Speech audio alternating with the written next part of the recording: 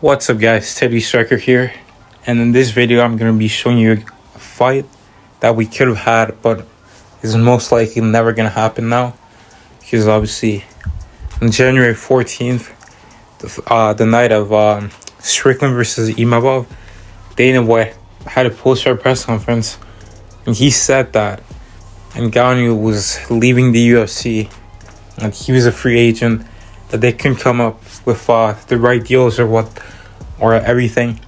He was saying that Ngannou was going to be the highest paid heavyweight of all time with the deal they were offering him, but Ngannou wanted, it wasn't about the money. Ngannou said this over a year ago at this point, that he wanted, his sponsors, the fighter healthcare, and a fighter advocate. And obviously that's a lot of demands. That's not everyone that's going to be asking for that. But, the UFC can't, obviously, they start giving him these, whatever he wants, then it's just going to go into a spiral of everyone's being like, oh, well, I'm a champion. I've been defending my belt, so give me this or give me that. And obviously the UFC can't be doing that, because then it will just be privileges for certain people, and everyone's going to be asking for something that they're probably not going to get. And, unfortunately now Ngannou, it seems like he wants to go fight Tyson Fury. Now, personally, I think Tyson Fury is the best heavyweight of all time, and he's going to destroy Ngannou pretty easily. I don't think Ngannou is going to be that as fast as Deontay Wilder. I don't think he's even going to be as powerful as Deontay Wilder. I think Wilder does hit harder than him. But, he has a puncher's chance. That's literally all the chance he has, in my opinion, because he's not going to win a round of Tyson Fury. His only method of winning that fight is by knocking him out. But I don't know if he's going to be able to do that. If you look at some of his previous knockouts, the Stipe one, obviously, Stipe was taking a bunch of damage, got knocked out before in his career. Curtis Blades, Ngannou had beaten him up twice and TKO'd him twice. And then he knocked out Rosenstruck by just rushing him and blitzing him. And then the Alice Showroom knockout. And then obviously JDS and Cain Velasquez. But yeah, so I don't see Ngannou winning that fight. Even if he goes to another MMA promotion, I think that he's probably not going to get what he wants. It's probably just going to be about the money. But as for the Jon Jones fight, Ngannou versus Jon Jones, now this fight was a matchup I was really, really looking forward to, because I do feel like Ngannou was going to win this fight.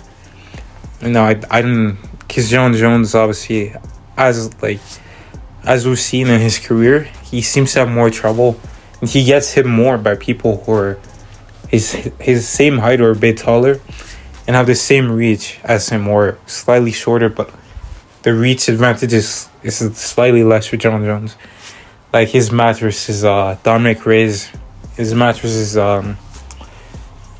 Alexander Gustafsson the first time. Those were fights where, maybe Jon Jones didn't train as hard for those matchups, but he was still, he didn't train for some other matchups, you could say, but he wasn't getting pieced up as bad as he was against those guys. And I think at heavyweight he's gonna get hit a lot. I don't think he's gonna be that fast, because he's putting a weight on that's gonna slow him down.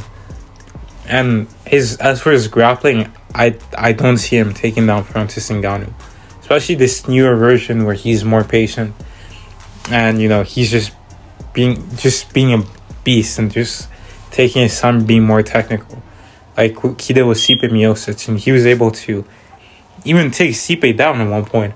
So do I think he would have probably taken Jon Jones down? I think he could have reversed him as Jon Jones is going for a takedown. Ngannou is just physically, he's naturally 270 plus pounds. He's really a strong guy, so it's really tough. Saw Curtis Blades in their first fight was struggling to take Ngannou down.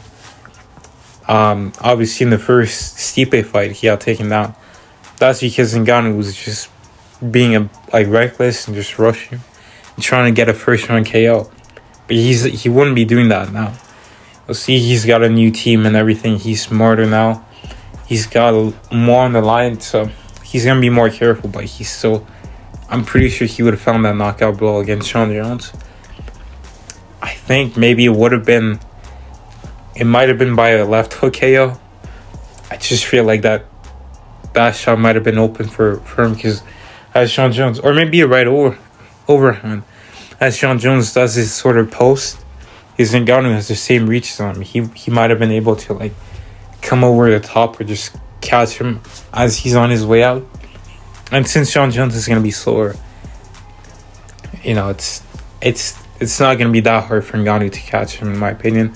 And just like in this video, I think Francis Ngannou would have just flatline KO Sean Jones within the first 3 rounds. It's a shame that this is a fight that we're probably never gonna see. I wish Ngannou stayed in the UFC. And after what he said on the Ariel Helwani show, like the MMA Hour, he was saying how him and Dana never really haven't seen eye to eye for a couple years now, and didn't seem like they were either side was too sad about the departure. But it is what it is. I don't see him going back to UFC, and I see him going to box, but it's not gonna end well for him. That's what I'm gonna say.